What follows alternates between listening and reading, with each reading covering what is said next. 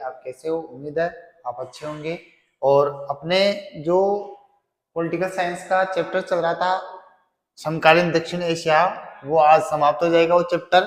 और उसका जो लास्ट टॉपिक है वो अपन पढ़ेंगे दक्षेस यानी सार्क के बारे में। अपन ने लास्ट में कल पढ़ा था भारत का पड़ोसी देशों के साथ कैसा संबंध है, वो टॉपिक अपने क्लियर हो गया है। और अपन समकालीन दक्षिण एशिया का लास्ट टॉपिक पढ़ते हैं सार्क। सार्क को आप हिंदी में बोल सकते हो दक्षेस, हिंदी में बोल सकते हो दक्षेस। और अब अगर इसकी फुल फॉर्म आपसे पूछी जाए, हिंदी में पूछी जाए, तो दक्षिण एशियाई क्षेत्रीय सहयोग संगठन। अगर सार्क की दक्षेस की फुल फॉर्म आपको हिंदी में पूछी जाती है, दक्षिण एशियाई क्षेत्रीय सहयोग संगठन। अगर सार्क की इंग्लिश में फुल फॉर्म पूछी जाती है तो वो है south Asian association for regional cooperation. वापस रिपीट कर रहा हूं, अगर हिंदी में पूछी जाती है दक्षिण एशियाई क्षेत्रीय सहयोग संगठन और इंग्लिश में south Asian association for regional cooperation. अब अपन इसका जो उद्देश्य है वो देखते हैं कि क्वेश्चन तो यहां से भी बन रहा है, दक्षेस का पूरा नाम या दक्षेस से आशय। अब दूसरा है कि दक्षेस का उद्देश्य क्या है। दक्षेस का जो उद्देश्य है वो है दक्षिण एशिया के देशों में शांति व सहयोग हेतु क्या करना, स्थापना, इसकी स्थापना की गई थी। वापस रिपीट कर रहा हूं, दक्षेस का उद्देश्य, दक्षेस की स्थापना इसलिए की गई थी क्योंकि दक्षिण एशिया के देशों में शांति व सहयोग क्या हो सके, स्थापित हो सके। और इसकी स्थापना की गई थी 8 दिसंबर 1985। उद्देश्य दक्षिण एशिया के देशों में शांति व सहयोग हेतु कब की गई थी, 8 दिसंबर 1985। अब बात करते हैं इसके सदस्य देश। इसके सदस्य देश है भारत, बांग्लादेश, नेपाल, श्रीलंका, पाकिस्तान, भूटान, मालदीव और अफगानिस्तान। यानी वर्तमान में दक्षेस सार्क के 8 सदस्य देश है, भारत, बांग्लादेश, नेपाल, श्रीलंका, पाकिस्तान, भूटान, मालदीव और अफगानिस्तान। और सबसे नया जो सदस्य देश है वो है अफगानिस्तान। अब बात करते हैं दक्षेस के कार्य, यानी दक्षेस के कार्य क्या है।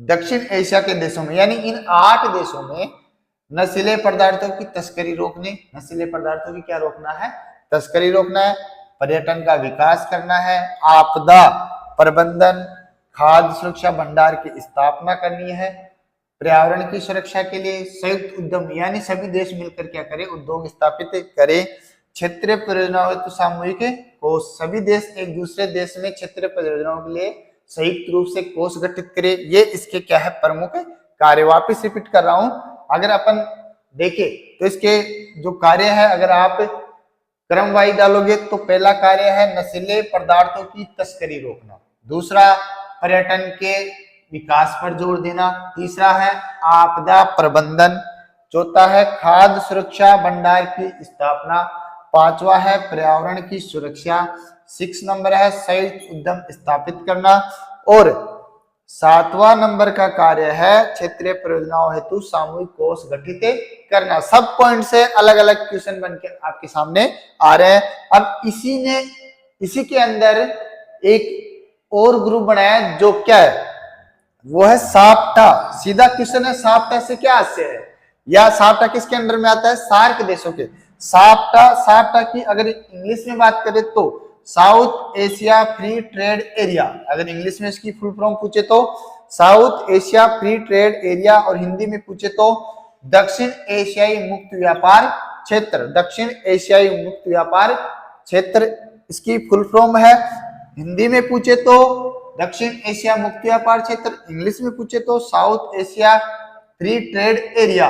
अब इसको लागू क्यों किया गया था, ये जो 8 देश है उन देशों में जो व्यापार होगा वो होगा मुक्त व्यापार, आराम से आने जाने में इनको व्यापार करने में कोई टैक्स नहीं चुकाना पड़ेगा। इसलिए सभी देशों ने मिलकर 2004 में साप्टा समझौते पर क्या कर दिया, हस्ताक्षर कर दिया, और इसको 2006 से क्या कर दिया गया, लागू। वापस रिपीट कर रहा हूं, SAPTA south Asia free trade area, दक्षिण एशिया मुक्त व्यापार क्षेत्र, 2004 में सभी सार्क देशों ने दक्षिण एशिया मुक्त व्यापार समझौते पर क्या कर दिए, हस्ताक्षर। वह 2006 में क्या कर दिया गया, इसे लागू कर दिया गया। और इसमें जितने भी सम्मेलन होते हैं उन सम्मेलनों में महत्वपूर्ण बात पर जो होती है वो होती है भारत और पाकिस्तान के बीच में जो विवाद चल रहा है, सभी देश उस विवाद को कम करने की क्या करते हैं, कोशिश करते हैं। अब हम नया चैप्टर लेके आएंगे कल, जिसका नाम होगा अंतरराष्ट्रीय संगठन, और आपके समकालीन दक्षिण एशिया वाला जो चैप्टर है वो आपके कंप्लीट हुआ। धन्यवाद, थैंक यू।